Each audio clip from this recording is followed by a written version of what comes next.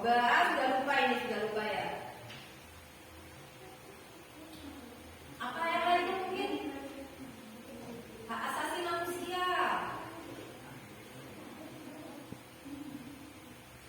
Ya lupa Kak, kemarin nggak baca. Kemarin kayaknya yang punya tugas cuma 4 orang ya di saya ya. Yang lainnya ngapain? Ayo, tugasnya mana? Apa? Hak asasi manusia apa? Hak asasi manusia. Mbak siapa namanya? Mbak Salma. Hak-hak yang dimiliki oleh manusia. Bisa disebutkan secara detailnya hak yang di mana sih hak asasi manusia itu?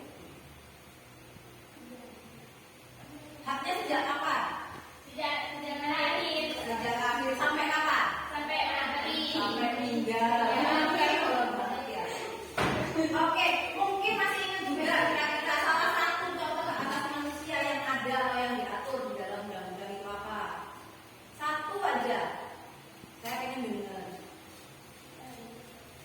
Apa? Jangan Mbak Bella lagi yang lainnya. Hak bebas memeluk agama. Hak bebas untuk memeluk agama. Pasal berapa Mbak? Oh lupa. Pasal berapa ada yang tahu? Hah? Pasal 33? Ayo belajar lagi. Pasal 33. Pasal berapa? Lupa Bu. Kemarin nggak tahu, sekarang lupa Bu gitu ya. Oke lah, sedikit lagi mungkin supaya lebih kuat materinya nih tentang HAM.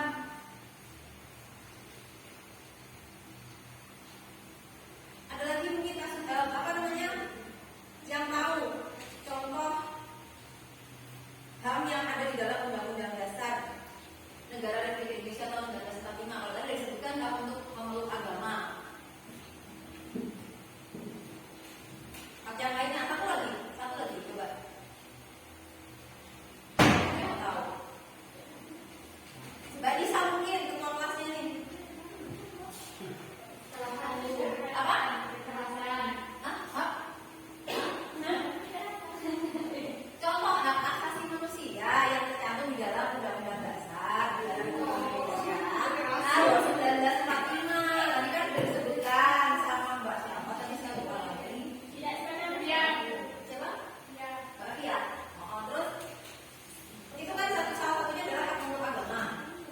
Tadi ditanyakan pasal berapa, lupa semua. Ayo, nanti habis ini kalian saya kasih angka medis, kalian cari itu pasal berapa tentang memeluk agama. Satu lagi yang tercantum dalam Undang-Undang Dasar 1945. Apa? Ayo sebelum masuk ke materi nih.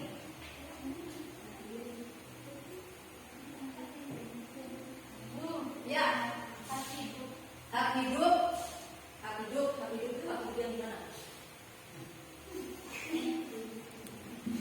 Aku mendapatkan kehidupan yang layak gitu. Ya. Nafas itu nggak tercantum dalam undang-undang Pak. Yang lainnya mungkin ada yang lainnya? Lupa. Oke. Sekarang satu lagi pertanyaan mengkaitkan materi yang kemarin. Hak itu, hak asasi manusia itu sifatnya gimana? Universal dan Apa? bersifat Hai, selamat datang. Oke. Mas siapa ini namanya? Siapa? Masa ibunya sudah sana nanti nggak kenal?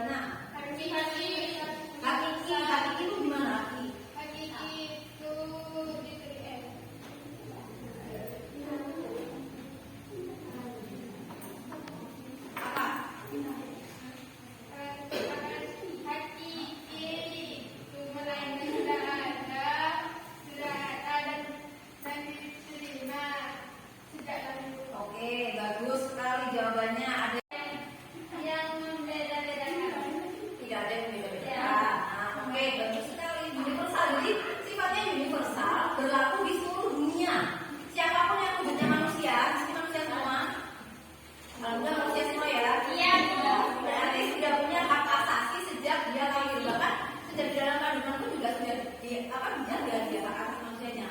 Ketika ada aborsi pasti juga akan diusut secara tuntas. Maka dari itu kalian pun sejak lahir sudah memiliki hak asasi manusia sampai sekarang dan sampai nanti kalian meninggal. Oke, tadi kita sudah membahas mengenai materi yang kemarin sudah kita singgung ya. Sekarang kita masuk ke materi selanjutnya, itu terkait dengan apa yang siapa yang tahu nih? Materi kita yang selanjutnya.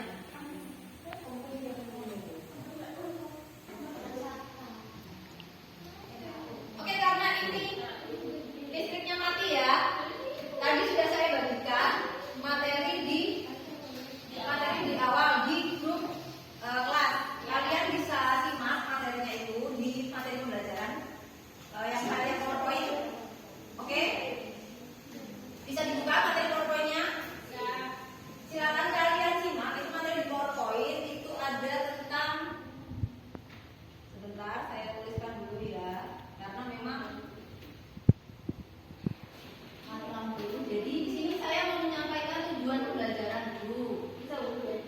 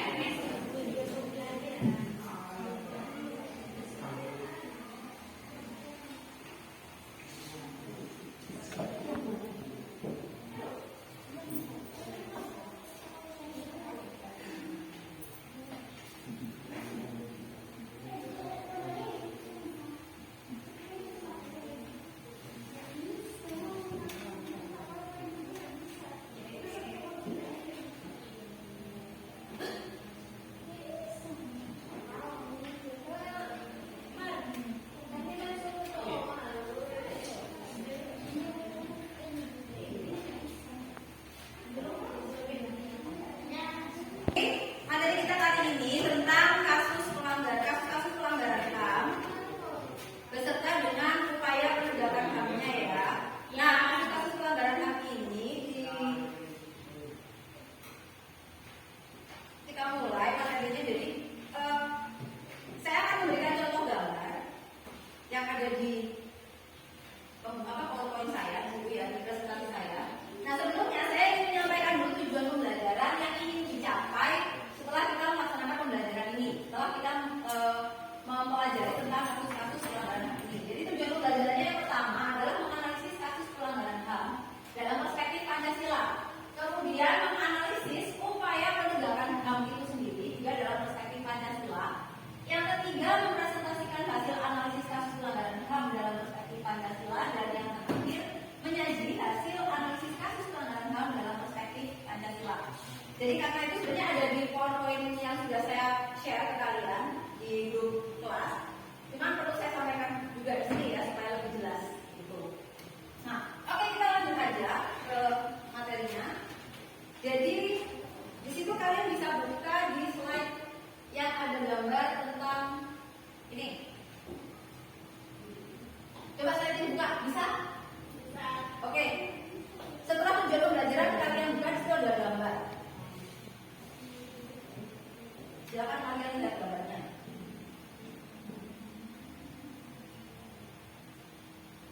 Sudah kalian simak gambarnya? Oh, saya nggak bawa itu HP? Nggak bawa ya? Mungkin bisa gabung sebenarnya jual-jualan sini. Kenapa? Kalau di belakang sendiri, karena tidak perlu dulu. Oke, dari gambar itu yang sudah ada di presentasi kalian, PPT saya di HP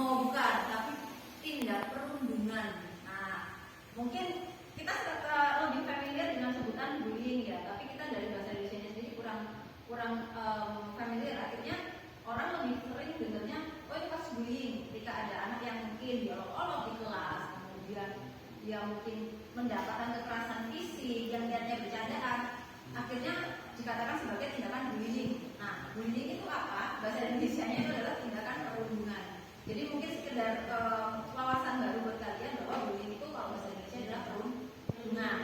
Jadi kalau misalnya kalian dengar istilah perundungan, oh itu adalah bullying. Oke.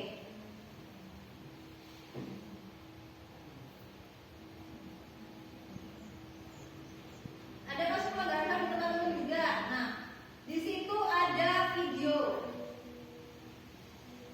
Bisa buka videonya. Oke, mungkin satu tempatnya bisa. Bisa. Silakan simak dulu videonya. Kalian simak dulu videonya. Gak bisa.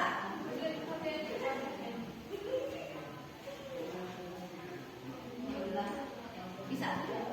Kamu apa? Ini bisa. Oh ya, tergantung kalian masing-masing ya. Bisa.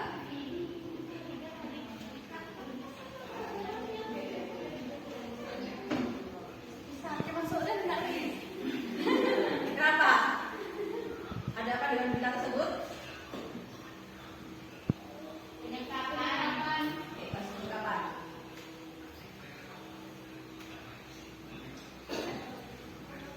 Gimana itu penyekapannya kalian perlu? Alhamdulillah.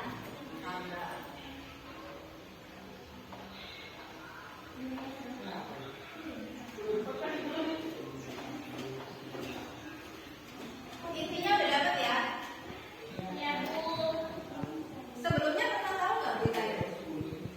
Ya. Nggak pernah. Oke, kalian cuma dulu lagi aja. Ya, Bu.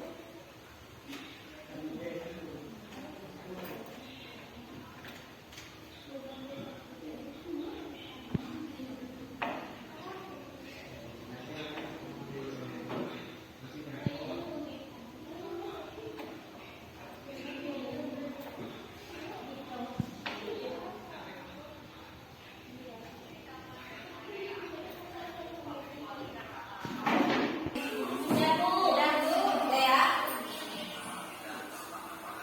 Oke, sudah bisa dipahami ya tadi beritanya sudah dapat intinya dari video dan dari gambar-gambar yang tadi sudah kalian simak.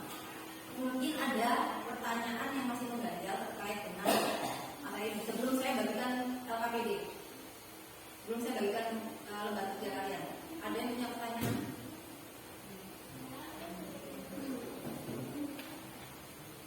Silakan. Nggak ada jelas semua berarti. Ya. Yakin? Habis ini pulang kan berarti ya? Langsung. Kan udah jelas kan berarti ya? Ada pertanyaan? Nggak ada. Nggak ada? Saya langsung bagi LKPD-nya ya. Oke, sebelumnya dibagi dulu satu kelas berarti 10, 1, 2, 3, 4, 5, 6, 7, 8, 9, 10, 11. 11 ini ada 4 tugas.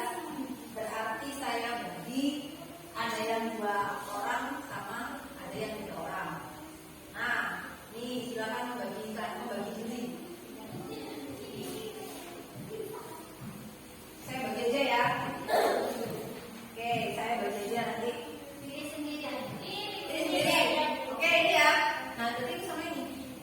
Mas, sama ini Mas. Nah, 2, 3. Oke. Ini biar dari semuanya ya. Oke.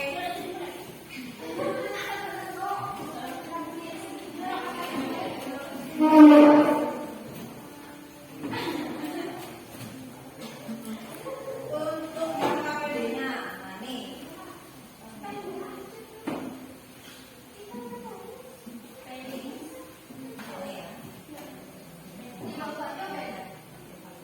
Ini ya.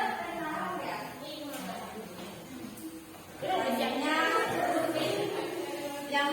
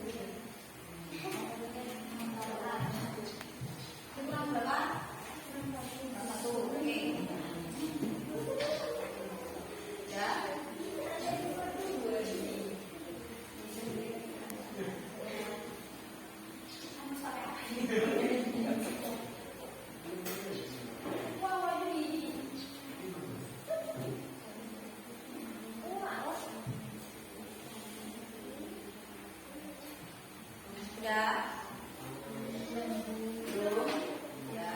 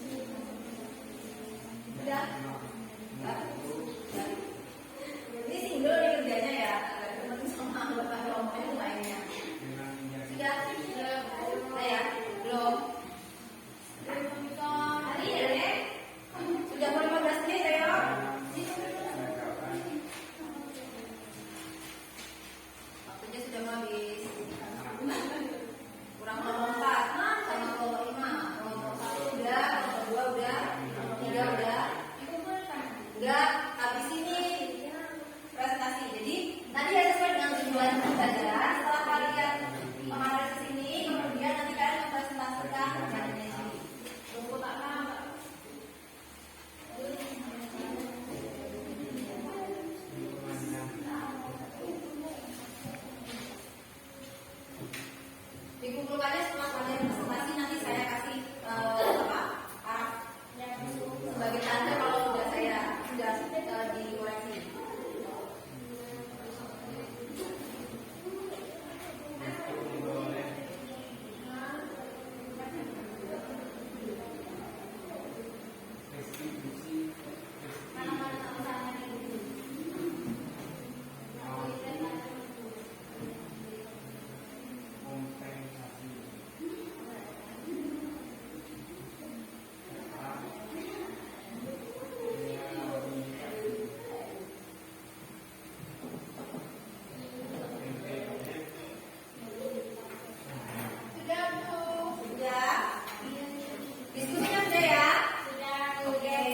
Jawabannya sudah ditulis? Baik, sekarang kita mulai dulu dari kelompok 1.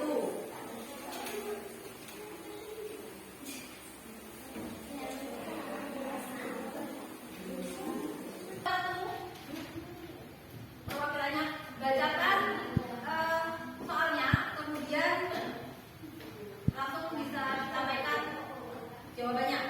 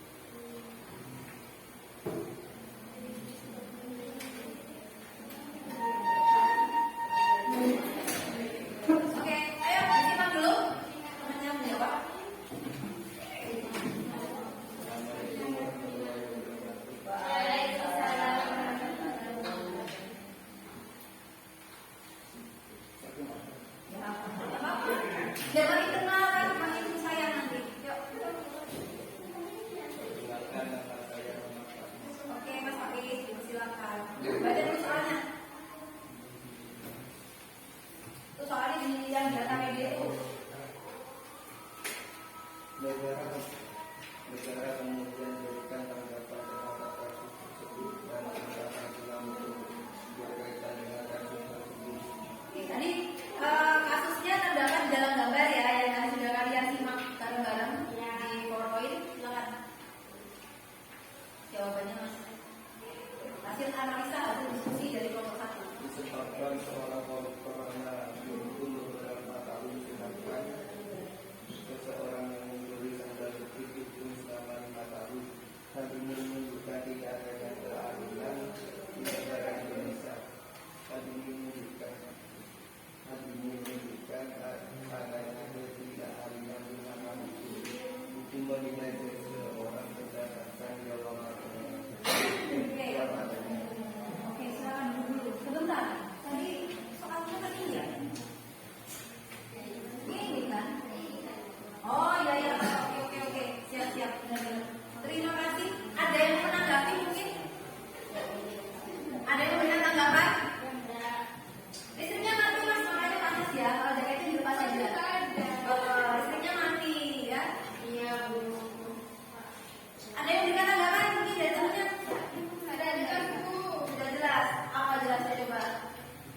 Kurang dimengerti, Bu. Kurang dimengerti ya, bagian mana yang dimengerti? Tadi ini dari atas sampai mana dibuka? Enggak tahu saya Bas. Nggak ada yang dari depan. Oh, nggak ada dari depan. Oke, tadi nggak ada dari depan. Nanti intinya apa tadi?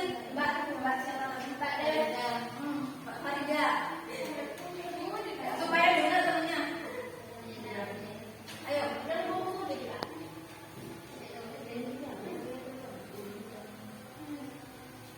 Seorang koruptor hanya dihukum beberapa tahun, sedangkan seseorang yang mencuri sandal jepit dihukum selama 5 tahun. Hal ini menunjukkan tidak adanya keadilan di negara Indonesia, menunjukkan adanya ketidakadilan di mata hukum menilai seseorang berdasarkan jabatannya. Oke, terima kasih. Sudah bisa didengar ya jawaban dari kelompok 1? Ya, Bu. Oke, terima kasih jawabannya bagus sekali. Kasih aplaus dulu. Selanjutnya kelompok 2. Mas Ais sama Bima. Berarti cuma bagian jawab. Kelompok 2? Oke, silakan perkenalkan namanya. Assalamualaikum warahmatullahi wabarakatuh. Waalaikumsalam warahmatullahi wabarakatuh. Perkenalkan, nama saya Israwadiya Lestari. Bagaimanakah pendapat kalian terkait dengan gambar tersebut? Dalam gambar tersebut menunjukkan tandanya penyiksaan terhadap anak di bawah umur, karena anak tersebut dipaksa di luar batas kemampuan mereka. Oke, yang lainnya dengarkan. Soal berikutnya, ini saya hapus ya. Ya, Bu. Apabila dikaitkan dengan pelanggaran HAM dalam perspektif Pancasila, termasuk pelanggaran HAM, seperti apa pada gambar tersebut dijadikan alasan umum? Pada gambar tersebut menunjukkan jenis pelanggaran HAM pada anak melalui penyiksaan, sebab dalam gambar tersebut ditunjukkan anak-anak disiksa dan dilatih keras hingga dalam batas kemampuannya. Oke, terima kasih. Ada yang mau menambahkan mungkin? Ya, jawabannya sama aja. Ya, oke. Yang lainnya memberikan tanggapan.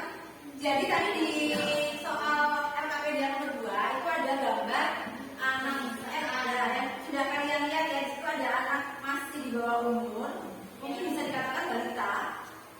Dia dipaksa untuk latihan secara keras kan. Dia kan kelihatan nangis kan di gambar itu ya. Dia disuruh berdarungan terus dia kelihatan nangis. Nah, itu tadi disampaikan oleh kelompok 2 bahwa di situ bisa disimpulkan bahwa penyiksaan terhadap anak di bawah umur.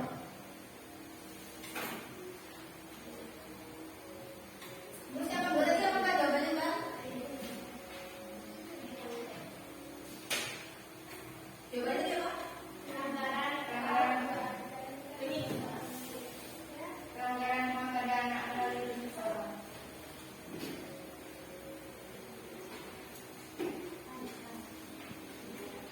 Tidak ada yang punya tanggapan dari kelompok lain? Tidak ada, Bu. Oke, kalau nggak ada, kita kasih kelompok 3 buat kelompok 2 kan.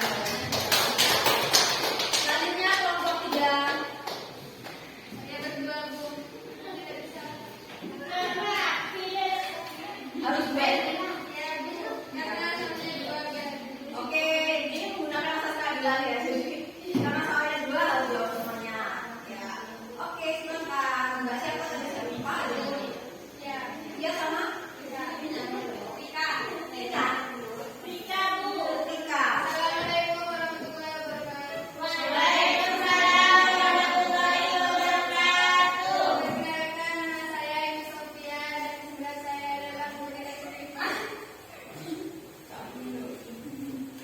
Adobe.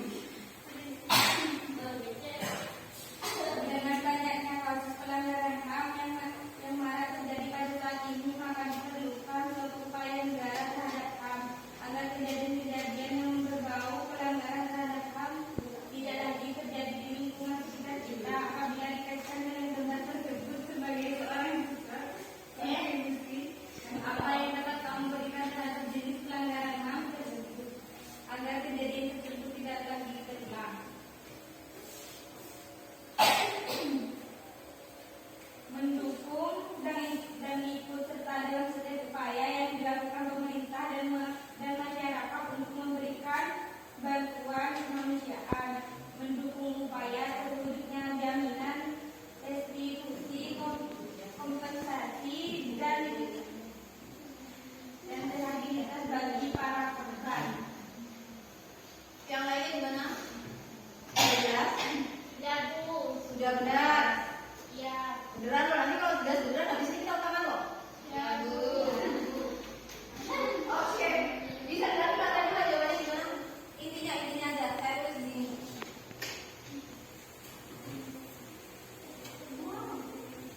Dari awalnya sudah jawab. Suaminya siapa itu? Ayo Mbak Fia. Mendukung dan ikut serta dalam setiap upaya yang dilakukan pemerintah.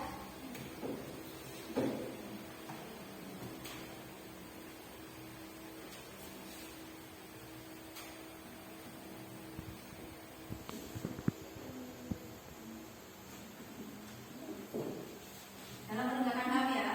Ya, Oke.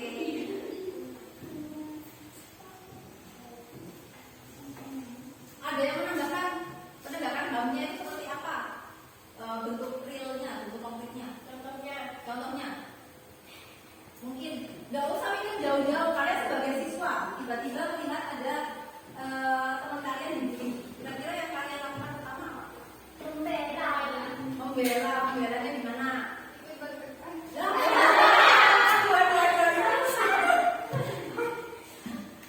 Jangan berdekat, nanti akhirnya jadinya malah kasus pelanggaran HAM itu semakin meluas.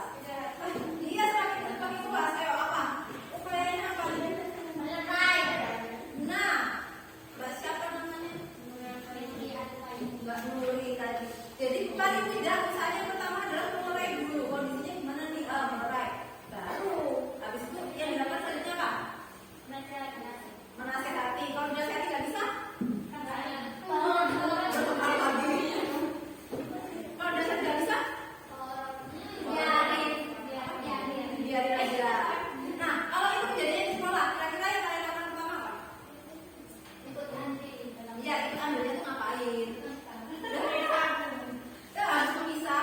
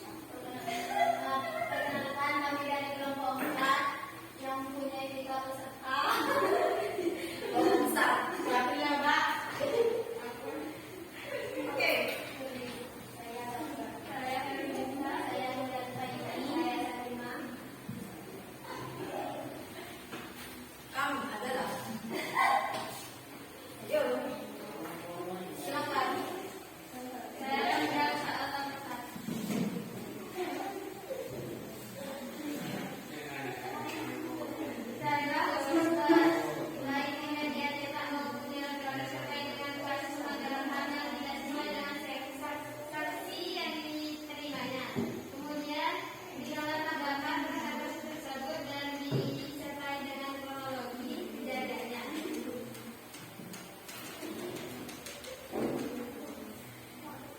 Bisa ditemukan dari seorang nenek mencuri singkong Oke.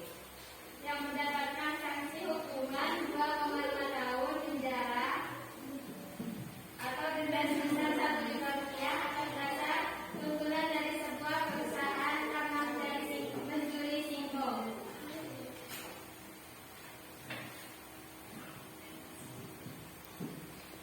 Kronologi kejadian.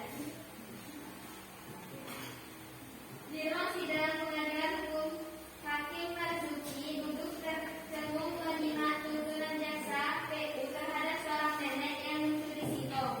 Nenek itu berdalih bahwa hidupnya miskin. Hakim Marzuki menghela nafas, lalu ia memutuskan di luar jaksa PU. Maafkan saya mengambil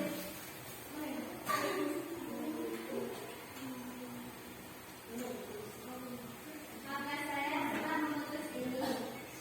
Sambil memandang nenek itu, saya tidak dapat pengecualian hukum. Tanggapan: seharusnya hakim itu bersikap adil dan memberi revisi sama halnya pengadilan terhadap koruptor di Indonesia.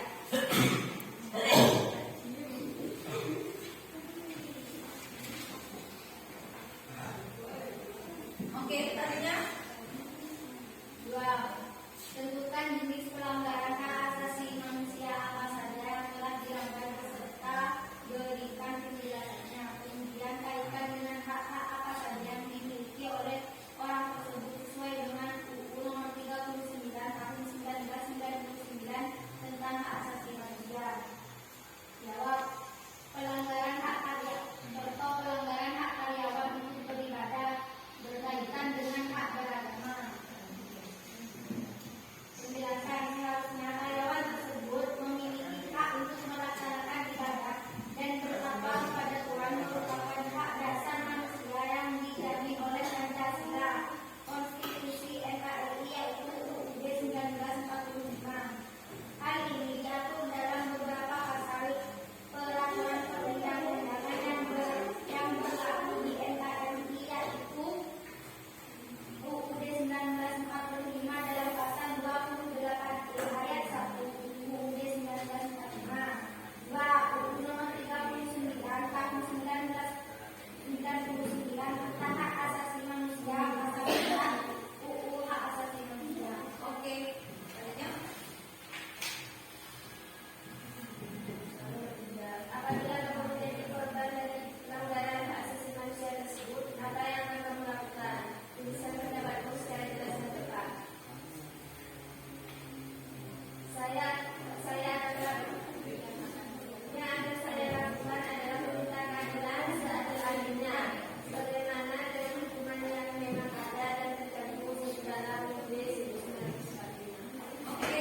Ada yang mau kita tanggapan? Pasrah-pasrah semua ya di kelas ini ya. Gimana? Pasrah semua. Oke, terima kasih untuk kelompok 4. Kasih tepuk tangan juga buat kelompok 4. Silakan kelompok terakhir. Assalamualaikum. Perkenalkan, nama saya Tina Nabila.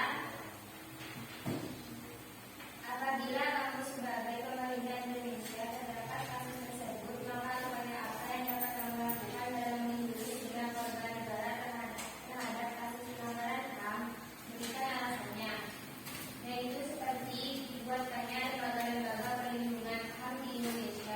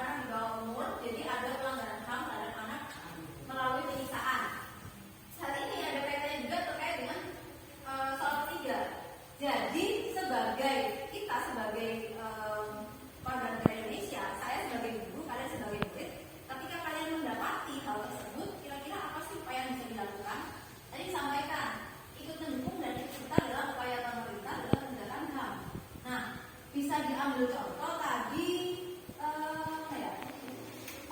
Soal yang nomor berapa tadi? Yang ketika saya memberikan contoh tadi loh, yang ketika kalian mendapati ada teman kalian datang, nah yang harus kalian lakukan apa? Kan gitu kan. Nah, upaya pertama yang dilakukan adalah mulai dulu, gitu kan ya. Oke, halo, hai.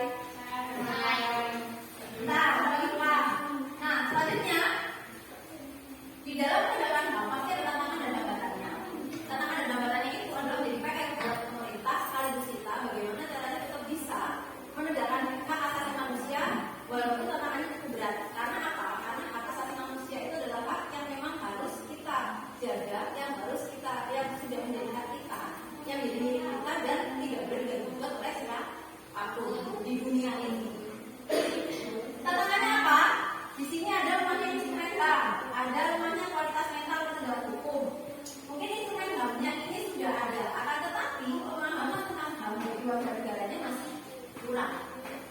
Nah, yang harus dilakukan apa? Berarti salah satunya adalah dengan seperti ini, dengan memasukkan materi HAM ke dalam pembelajaran, ya pastinya dimasukkan ke dalam PPKN. Selebihnya mungkin bisa dimasukkan ke dalam mata pelajaran yang lain, ada kaitannya dengan pelajaran pendidikan agama, karena di situ ada pasal yang tercantum di dalamnya itu pasal 29 ya, yang nanti masih lupa terkait menurut agama itu ada dari pasal 29 Undang-Undang Dasar Negara Republik Indonesia tahun 1945. Jadi kalian pun sudah mendapatkan pendidikan yang layak, itu juga termasuk ke dalam hak asasi manusia.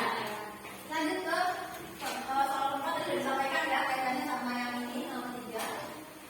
Terus langsung ke nomor 5, di sini upaya penegakan HAM yang harus dilakukan oleh pemerintah di antaranya adalah yaitu tadi membantu, salah satunya yang spesifik membantu menjadi saksi.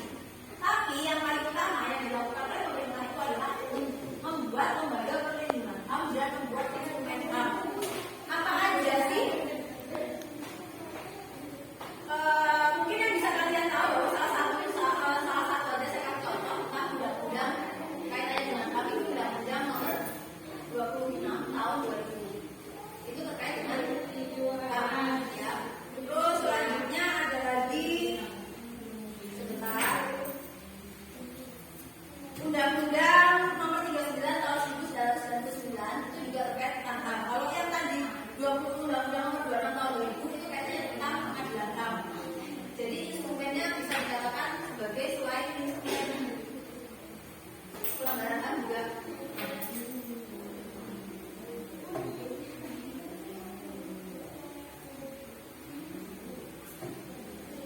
oke, itu ya. Contoh-contoh instrumen HAM-nya mungkin kalian bisa baca juga di LKS kalian, di dalam LKS atau belum? Ya. Di halaman 10 nanti kalian bisa baca lagi. Jadi ada ketetapan MPR nomor 17 dari MPR dari 1998, ada Undang-Undang nomor 5 tahun 1998, ada tadi yang saya sampaikan Undang-Undang nomor 39 tahun 1998 tentang hak asasi manusia, Undang-Undang nomor 26 tahun 2000 tentang pengadilan HAM, dan masih banyak lagi. Untuk upaya penanganan kasus pelanggaran HAM itu sendiri adalah salah satunya berani mempertanggungjawabkan setiap apa perbuatan pelanggaran HAM. Kalian pun ketika melihat tadi ya dari terkait itu sebenarnya sudah bisa dikatakan sebagai tindakan pelanggaran HAM. Jadi pesan saya, kalau misalnya ada kasus seperti itu kan kasus sepele ya, jangan ikut berantem ya, Mbak. Siapa lagi tadi yang mau ikut berantem tuh? Jangan ikut berantem, dilerai. Kalau misalnya dilerai itu nggak bisa, dikasih tahu nggak bisa. Kalau kondisinya ada di sekolah, kalian sekarang lapor ke guru yang ada atau lapor ke BK. Nanti biar diselesaikan secara kepala diri. Jadi nggak sampai ada yang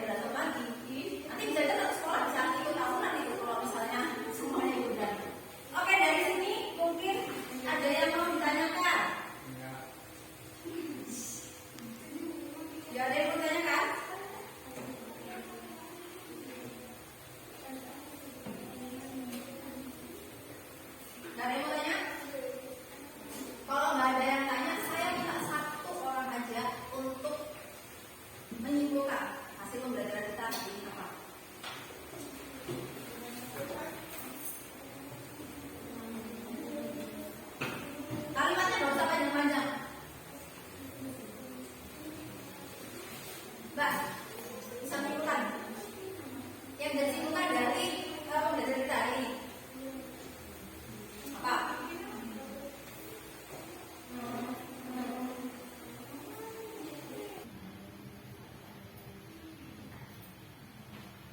Apa yang bisa kamu simpulkan dari pembelajaran tadi? Mbak, gak usah malu sama juga, gak akan saya langsung lari kok.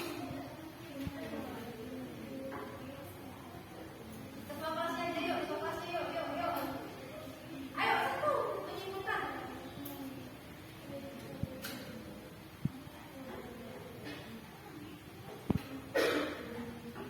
Apa kesimpulannya?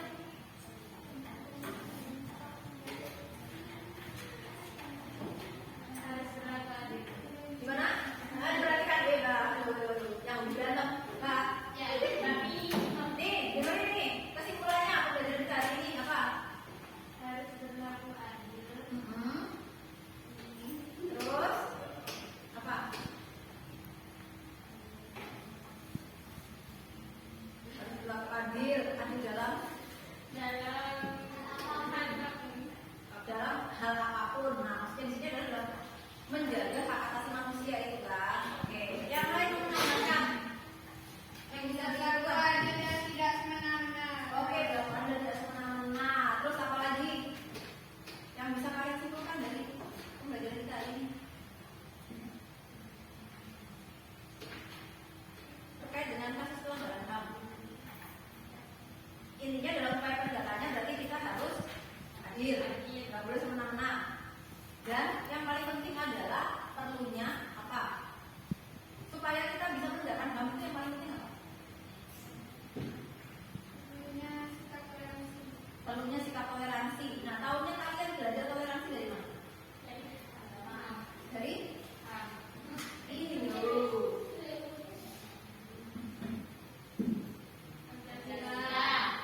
Nah, ketika kalian itu paham tentang Pancasila, nilai-nilai Pancasila dari sila 1, 2, 3, 4, 5. Nah, tadi kan ada pembagian soal kan bagaimana tanggapannya berdasarkan perspektif Pancasila tadi ya, beberapa tadi. Jadi sebenarnya yang perlu dipahami adalah kita itu perlu menjalankan kehidupan sehari itu tidak bisa lepas dari yang namanya nilai-nilai dalam Pancasila. Karena Pancasila sila ke-1 itu menjiwai Pancasila sila ke-2. Sila kedua menjiwai sila ke-3. Begitu seterusnya. Nah, sila-sila yang lain ini juga saling dijiwai oleh sila-sila yang lain. Ketika kita bicara masalah apa? Kita bicara tentang Pancasila sila ke-berapa?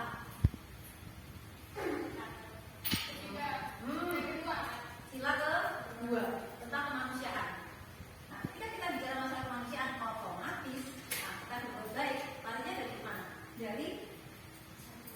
Dari sila ke-1 dulu. Ketika kita agamanya bagus, kita bisa menjadi orang yang baik, maka sila yang kedua pun akan bisa kita jalankan. Gitu ya? Oke, terima kasih atas perhatiannya hari ini. Untuk pertemuan yang selanjutnya kita ulangan ya. Disiapkan